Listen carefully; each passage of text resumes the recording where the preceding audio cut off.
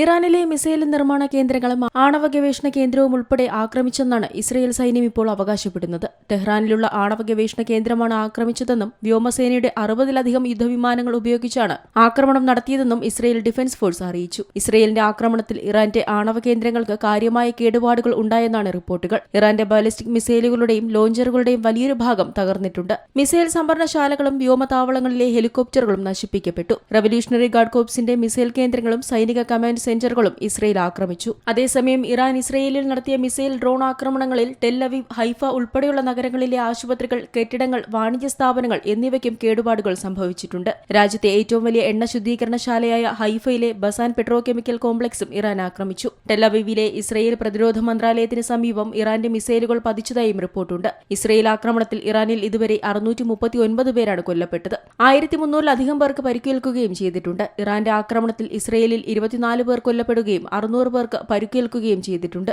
അതേസമയം Iran Israel സംഘർഷത്തിൽ പങ്കുചേരണമോ എന്നതിൽ 2 ആഴ്ചയ്ക്കുള്ളിൽ തീരുമാനമെടുക്കുമെന്ന് അമേരിക്കൻ പ്രസിഡന്റ് ഡൊണാൾഡ് ട്രംപ് അറിയിച്ചു. നയതന്ത്ര പരിഹാരത്തിന് 2 ആഴ്ച ശ്രമിക്കുമെന്നും അതിനുശേഷം മാത്രം ഇറാനെതിരെ ആക്രമണം നടത്തണമോ എന്ന കാര്യത്തിൽ തീരുമാനമെടുക്കുമെന്നും ട്രംപ് പറഞ്ഞിരുന്നു. International desk Zee Malayalam news. ഏറ്റവും പുതിയ വാർത്തകളും വിശേഷങ്ങളും വിരൽത്തുമ്പിലറിയാൻ സീ മലയാളം ന്യൂസ് എല്ലാ ഡിജിറ്റൽ പ്ലാറ്റ്ഫോമുകളിലും ലഭ്യം.